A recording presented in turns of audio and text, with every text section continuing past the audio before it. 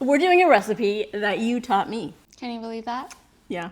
And it was so good. I shared it with you guys and you said, Give me the recipe. so I said, give me the recipe. And that's why we're here. First step is we need to make the base. All about the base. It's all about the base. All about the base. 2 cups.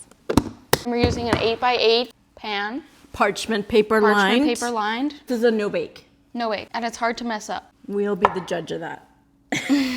Now we need the almond butter. You can use any nut butter. I've got almond hazelnut butter. Whatever I think floats your boat. it tastes like Nutella without the chocolate. Without the good part. That's fine. It doesn't have to be accurate. I like that kind of cookie. Where it doesn't have to be accurate. Where it doesn't have to be it's accurate. Fine. It's fine. It's fine. 1/4 cup. 1 teaspoon of vanilla. Again, you can really eyeball everything in this. That's gonna add a nice flavor. Need just a little bit more. Gonna add another tablespoon. Yeah. Using maple syrup, but you said You can use maple syrup or honey. And this could be completely gluten-free and completely vegan. It's looking good. Yeah. Let's do the press test here. You see how it's pressing together there? That's what you gotta do. We made the base. Mom, can you help? Easier if you have somebody to hold the bowl. Excess parchment, right, Mom? Right. Pack it down. Pretty straightforward. You wanna try and make it even? Look, she's just waiting for her moment to try. She's like, it's not perfect. Getty, just let it go. It's fine. Let it go. It's looking good. It's looking good. Yes. Great. It's great. It's great. Wouldn't even do it to this extent, but she's watching me like a hawk. So now we have step 1 complete.